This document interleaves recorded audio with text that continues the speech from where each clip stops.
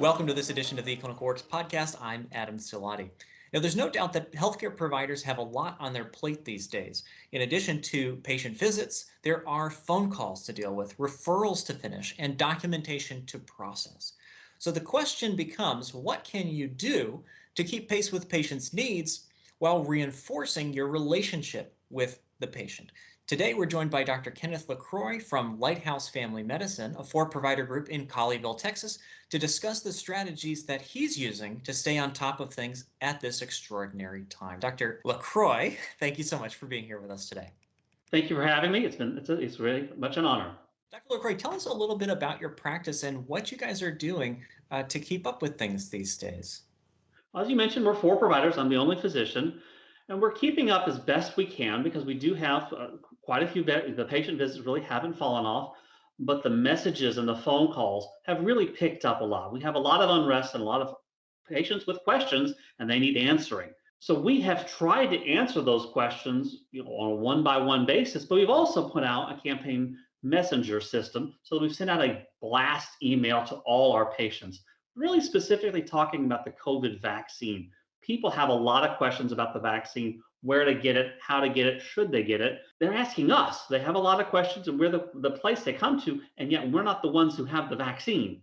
So far, the vaccines are at the health departments and at the hospitals, and here at the private practice, there's no vaccine to be had. We are their point of contact, and they are doing that through the phone calls, but they're really doing a lot through our messenger system.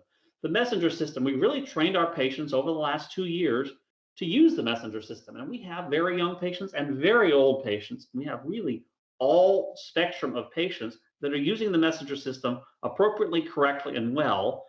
And they get a message out, and we can get a message back much faster than the total office time that it would take for them to take a phone call, relay the phone call, put the message in, get the answer back, and then call the patient back. Dramatic savings in time. Well, I think you mentioned a great strategy there, being proactive in getting the information out there as opposed to waiting for all of those phone calls to flood in one patient at a time. And of course, the messenger system is set up to do precisely that. As you mentioned, there are some campaigns there that you can configure. Now, there's some things there for lab reminders for diabetics or stat referral reminders. I like that one a lot. Urgent and stat referral reminders that can be set up. But you can also set up custom campaigns. So if, for example, something like you said, you want to send out a message to your entire population of patients, that can easily be configured. And if anybody who's watching today's podcast is wondering how you might do that, a great place to go is eCW University. And there we have courses which can show you how to set up and configure your messenger, including your very first messenger campaign. It's actually a walkthrough tutorial, pretty nice. Now, there's another thing that you mentioned there, Dr. LaCroix, that I want to touch on. And that's the fact that your visit volume has not decreased at this time, which is great. It's great to hear for you. I know a lot of people struggled with that, but that brings its own challenge, which is keeping your documentation up to date and complete. Have you seen any changes in the way that or what changes have you made in the way that you document in order to make sure that you are keeping pace? Well, in the old days, I would scribble on a piece of paper, and that was very simple, very fast, and horrible. I had terrible notes, and I had terrible handwriting. I still do. I have tried dictation systems for the last 20 years. I've been in practice for about 22 years.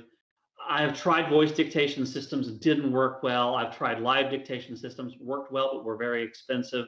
I've tried just typing my notes in, and really eClinicalWorks has launched into their mobile scribe service, and it's wonderful. It's very accurate, it's very fast, and that's what I use to keep my notes up. I don't consider myself an expert in the scribe system. I really use HPI, examination, and treatment notes, and that's it. And that's enough. And I can put in all that I need to know because dictating a note gives me so much more information. Now, I've done it from the computer system, I've done it from the iPad. The phone system with the eClinical Mobile is superior because I can do that with my chart up, and I can get the patient information, and it dictates. It's sitting on my desk. It's not right by my face. It listens and it dictates accurately. It's very, very accurate. Can't stress enough how much I am impressed by the voice dictation system. And that is really the best way to keep the notes up. And I'm trying to get my other providers to do it too. They like to type. And their volume is lower so they can keep up, but I do think that the note dictation system is better.